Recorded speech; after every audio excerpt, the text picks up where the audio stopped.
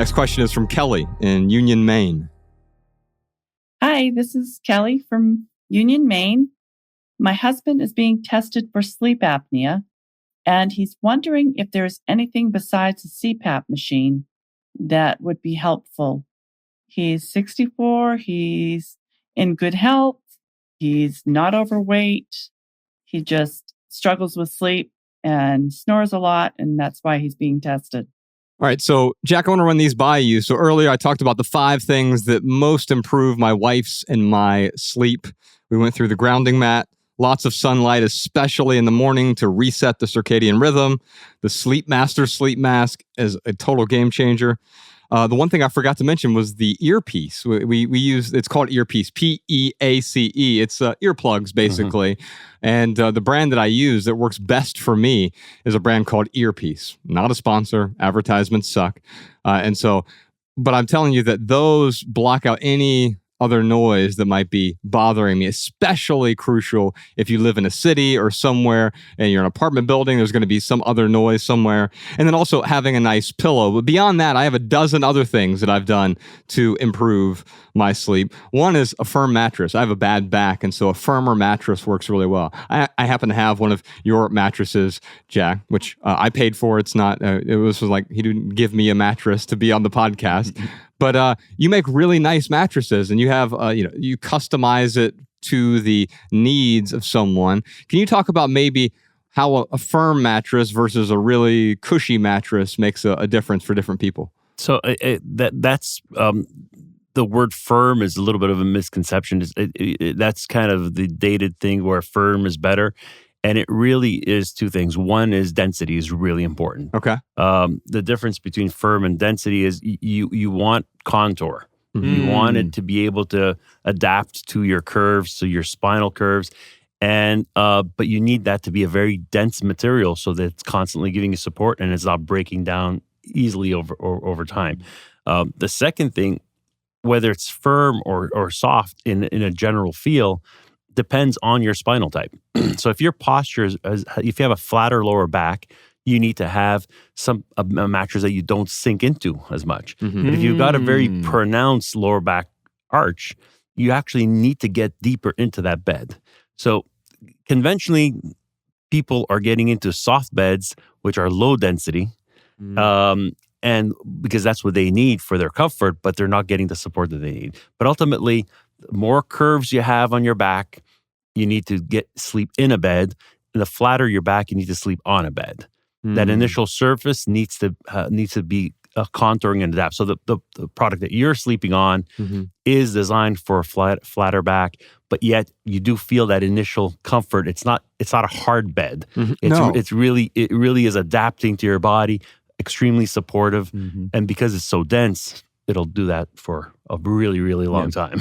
That makes sense because you got a fused spine. Yeah. So, I mean, it would make sense that you need a little bit more density. My L5 and S1 are fused together. Okay. And naturally, I broke my back when I was a teen and it sort of just grew together. And that makes sense. So instead of saying firm, maybe it's more supportive is the way to think about that, more dense. Well, here's the trick. That's where when we get into soft beds, well, sort of at Essential, we don't make low density beds. Right. Our softer beds are higher density than our, and that's kind of like people have. How do you have high density and not be firm? But density is just a concentration of product. Doesn't change. So we increase elasticity and increase density. So it's basically a rubber. We formulated a rubber that adapts and contours to your body, but is quite firm and dense in its support. That makes a lot of sense. I'm going to go through this list, Ryan. You tell me if any of these things are applicable to you. So blackout curtains, especially if you live in a city. Yeah. I don't have them in my new house because we live in the middle of nowhere and there isn't a bunch of light coming in and I have a sleep mask and it's fine. But when I lived in the city here, blackout curtains. 100%. Total game changer. So if I can interrupt you, just sorry about that, but see, you're being selfish with the sleep mask. Blackout curtains takes care of you and your wife. Right, exactly. So my wife uses the same sleep mask, and we have no curtains because we welcome the peeping toms. Dude, we lived in a loft in Hollywood, which now as I'm saying that sounds so pretentious, man. But anyway, so much light. If you'd been there, you'd know it's not pretentious. Right. But like it was so much light that like, we had to do the sleep mask, and there was no chance of like doing like blackout things. But I'll tell you, like just leaving that apartment, my sleep increased. My wife also uses a white noise machine at night, which doesn't really help me, but for her, the one she uses, I wrote it down here, Marpac Dome Classic White Noise Machine. We'll put a link to that in the show notes, but it has an actual fan in it, so it's not digital. It's an analog white noise machine, and that, for whatever reason, it lulls her to sleep, and she leaves it on all night.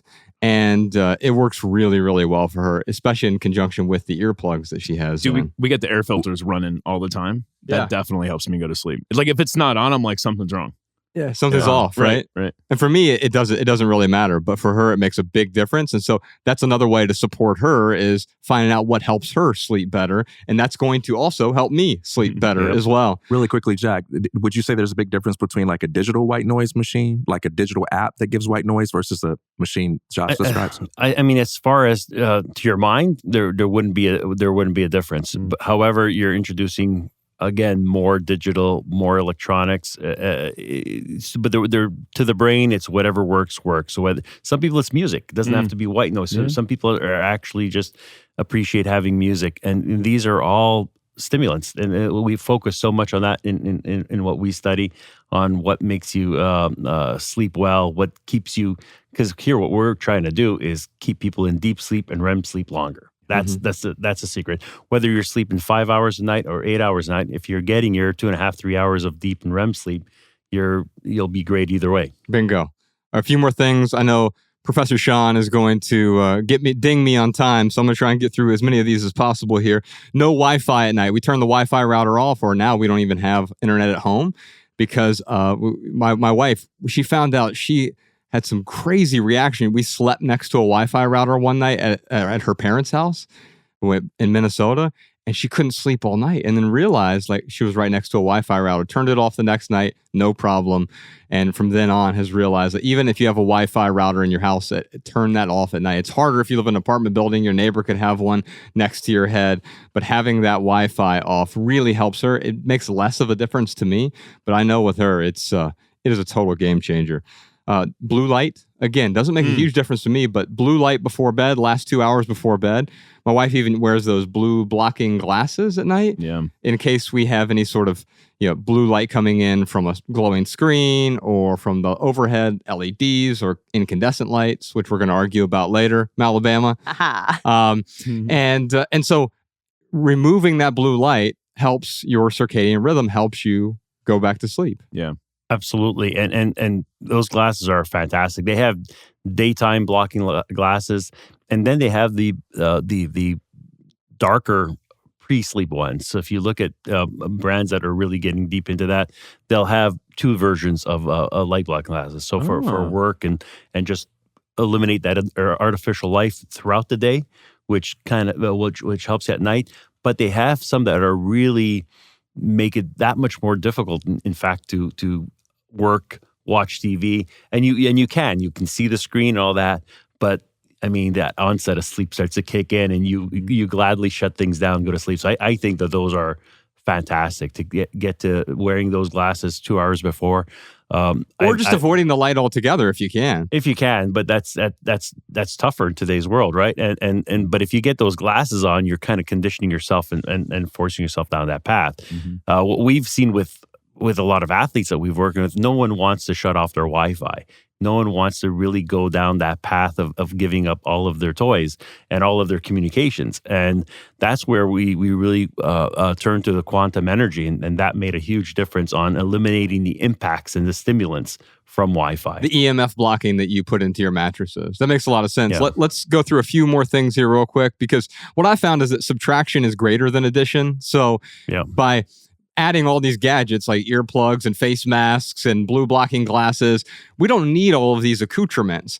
Quite often we can remove certain things that are disturbing our sleep. And so the next few things I have on the list here, we have no alcohol, no coffee afternoon, or no coffee at all. My wife just doesn't drink caffeine anymore because it disturbs her sleep. Even if she drinks it at 10 a.m., she notices it later that night. She's more sensitive. She metabolizes it really slowly. I metabolize it quickly, so I can have coffee a few hours before bed. It's not a problem for me, but for her, it totally wrecks her. No alcohol. She's removed alcohol from her life almost 100%.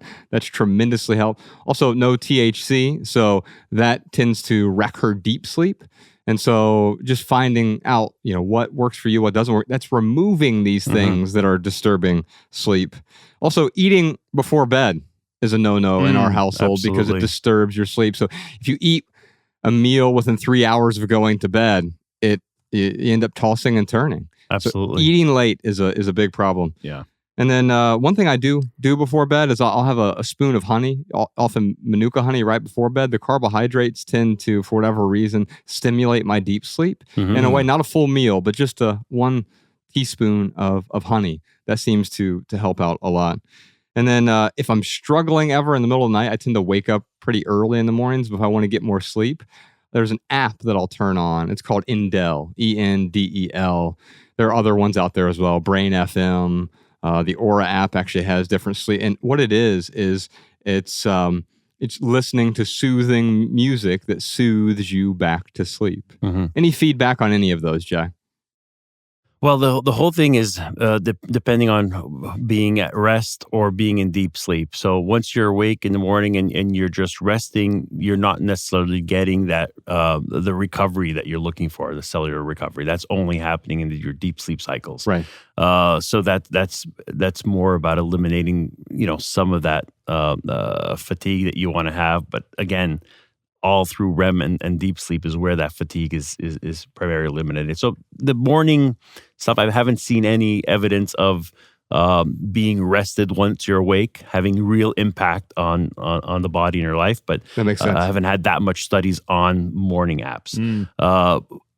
Everything before sleep, and actually all of daytime, eliminating caffeine, eliminating any foods consumption in those last 3 hours are critical. Eliminating light, all these are all the stimulants that have to. One thing you do need to add, which people do forget, you need to add training.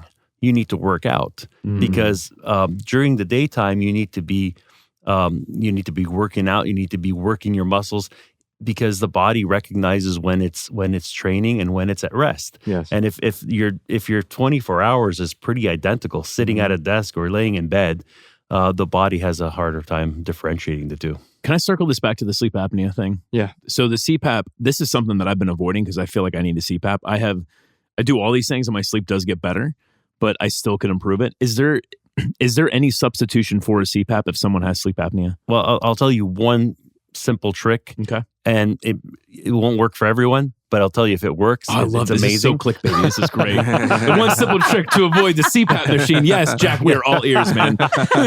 So if you can incline your bed at a slight slope, okay, simply putting some 3-inch blocks at the headboard, okay, and sleep at a slight angle, just with your head up. With your head up. Okay, yeah. So you don't need to have an adjustable bed. Okay, this is really simple, easy. Couple of 2x4s, trim them up, and just get that angle going. And that angle again is similar to what an adjustable bed does. Yeah, but we technically all should be sleeping at a slight angle. Interesting. So if you have the sleep apnea, that's something that is typically closing up your throat. That slight angle will help out. May not work for everyone, but if it does, that's really easy. It's something to try first before. Yeah, exactly. Okay, cool. Josh, I also have some, Ryan, I also have some crystals I can sell you. You just put them under your pillow.